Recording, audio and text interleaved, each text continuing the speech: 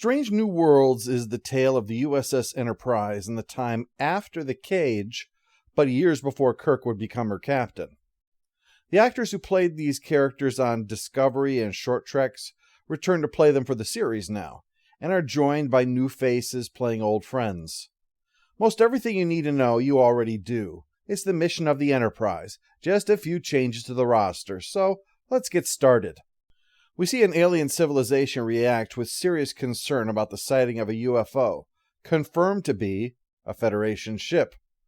While they try to cope with the fact the truth is out there, we head to Earth, Montana, where Captain Pike is making breakfast for Captain Batal after making a little first contact themselves. But she can see that he's haunted by something classified despite her having higher clearance than he does. Now, if you haven't seen Discovery, lucky you. I won't ruin that for you. Anything that you need to know, I'll just tell you as it comes up. Pike's relaxing ride through the falling snow on his horse is interrupted by the arrival of Admiral Robert April. But to be fair, he did try calling a number of times first.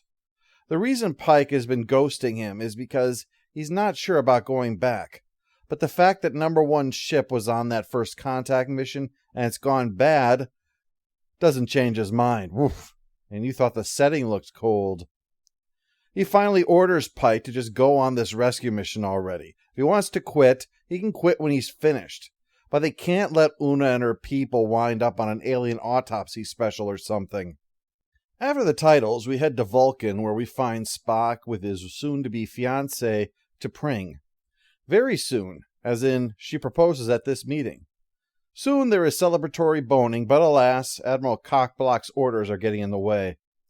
Pike is hesitant still, and given the speed of this rescue mission, they're going to have to leave without either their chief engineer or the Lieutenant Kirk that Pike wanted to come. It's clear from the conversation that something hangs over them. I confess, each time I return to space, the weight I carry for the loss of my sister feels heavier. Sorry, I miss her too. That makes two of you. But more important for right now is that with Una, that's number one's actual name if you hadn't caught that.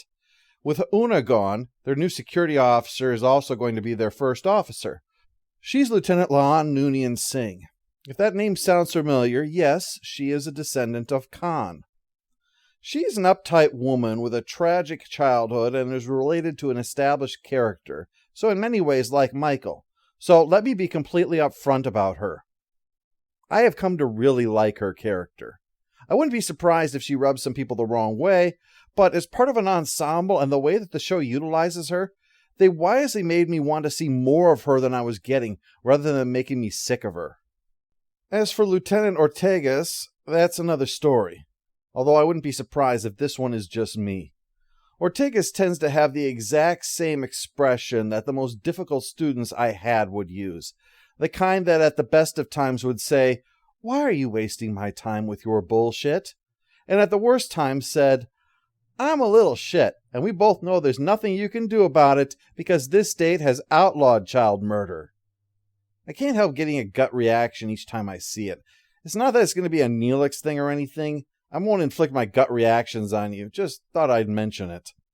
One of the old friends with a new face I mentioned is Uhura, here on a cadet rotation working communications. I gotta say, she avoids the pitfalls that the Season 1 Bashir had without losing the fact that she's still green. Whenever you might grin at something with her, it's usually in sympathy because you know you once screwed up in a similar way. You get that look. Oh, never had that look. That's a new look.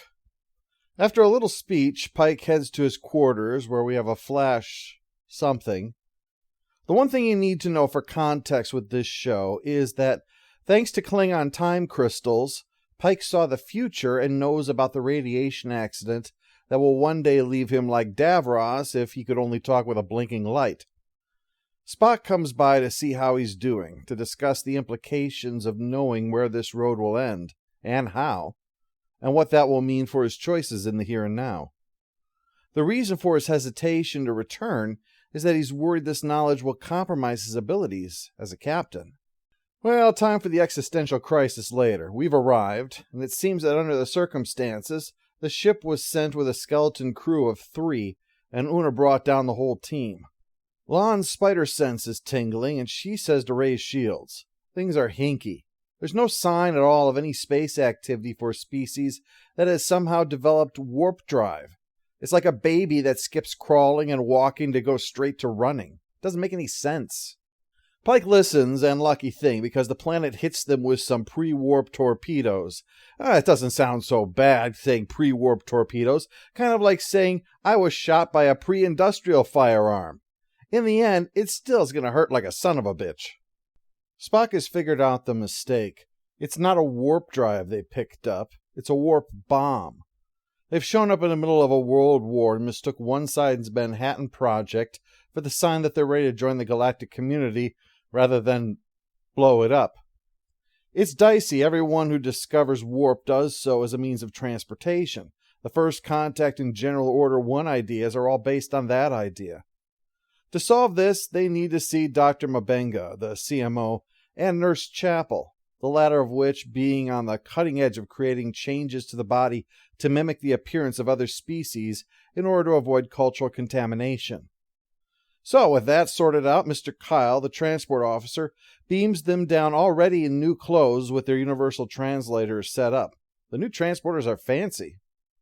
La'an creates a distraction so Spock can nerve pinch a couple of researchers, and then suggests a crazy plan. Duplicate their credentials and clothes and stuff, while the knocked out guys are kept sedated on Enterprise. Today's a day for crazy plans. We should throw in an anal probe just to give these guys the full package. I was kidding, come back. So on her first day, Uhura finds herself in a turbolift with a member of a possibly pre-warp species who has escaped. Well, luckily she did her homework. She makes an analogy for him that they're going to see the head of a sports team, which puts him at ease and explains why they're going up there so they can finally calm the guy down, get a sample of his juices, and beam down a booster for Spock so his unique physiology can fool their retinal scanner. Science! La'an is able to lead them right to the team, but there's too much shielding to beam them out from here. We're going to have to just bring them up towards the surface, but no problem, we can do this. Remember, there are no problems, only opportunities.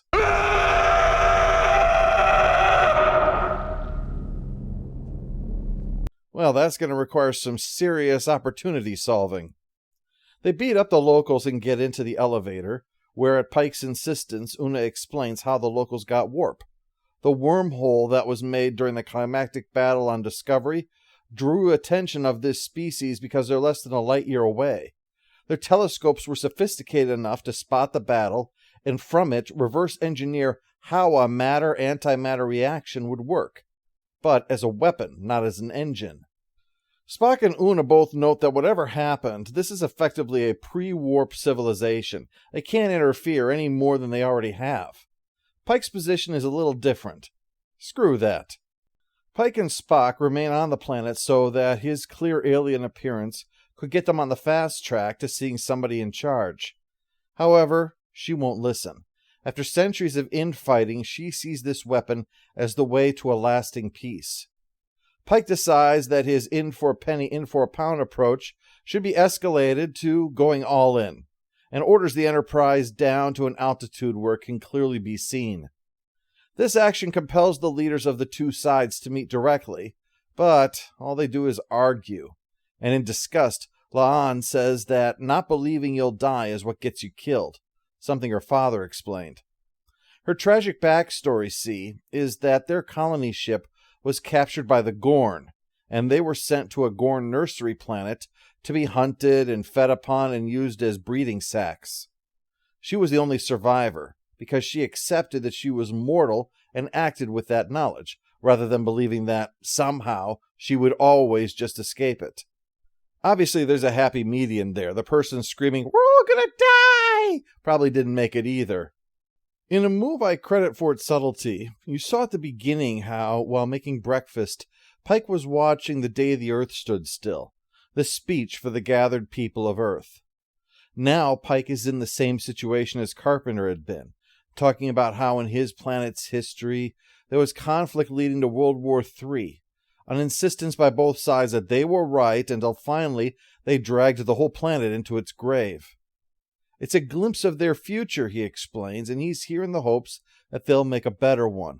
That, like Carpenter offered, there's a union of worlds up there, waiting. He wisely doesn't bring out the killer robot. The locals wouldn't like that, and La'an probably wouldn't appreciate how close Gort sounds to Gorn.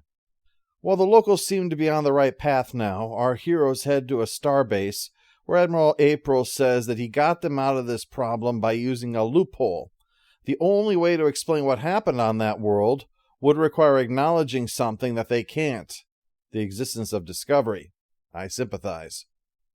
La'an explains afterwards that the Gorn send the final survivor back into space on a raft as an empty gesture ritual. You're not expected to survive. It was only because Una's ship found her, and Una was the one who helped her get home. She kept it a secret to ensure that she wouldn't be removed from this mission for being emotionally compromised. But despite that, Pike still offers her to join his crew permanently, which he'll be doing as well. After all, no other captain would have saved that planet. And when you've done that, it's hard to think you're in the wrong place, even if it will lead to your face getting melted. Strange New Worlds' first episode, also called Strange New Worlds, is the first live-action Trek series of this era to skip serialization and go simply for continuity. That is, while there is character growth and things mattering, stories are self-contained. La'an's background will be important, but not every episode. Pike's vision of the future will come up, but that's more the exception than the norm. Dr. Mabenga has a secret, and it will grow until a resolution, yes, but it doesn't rise to the level of being a season-long subplot by any means. And I could go on and on and on. We avoid this last week never happened from some of the previous shows, but not embracing the season is really a book and each episode is just a chapter. We've got a great ensemble here as well, and plenty of characters that get to have their moment in the sun as the season goes on. Between this and Lower Decks, there's a real return to form for the franchise. As for the episode itself, there's an interesting parallel that likely informs Pike's actions here. What those people learned and what he learned were things that shouldn't have happened. He was burdened with this knowledge. He couldn't simply make that go away. And what the natives of this world know, he couldn't make that knowledge go away either.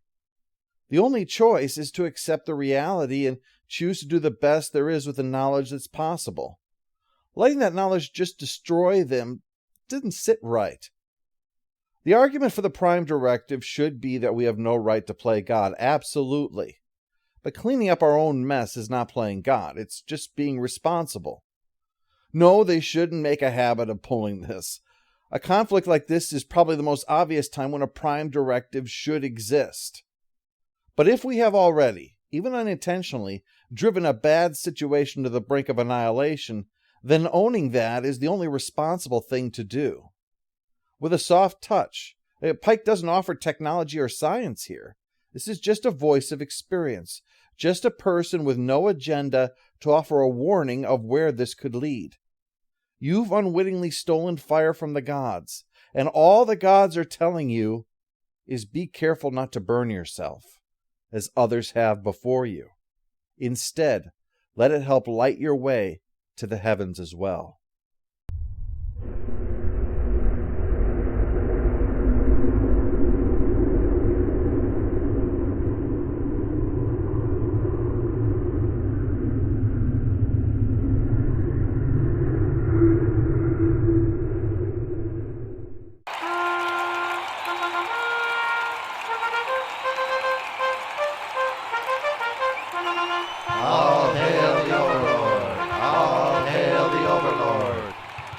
Captain, where are my pants?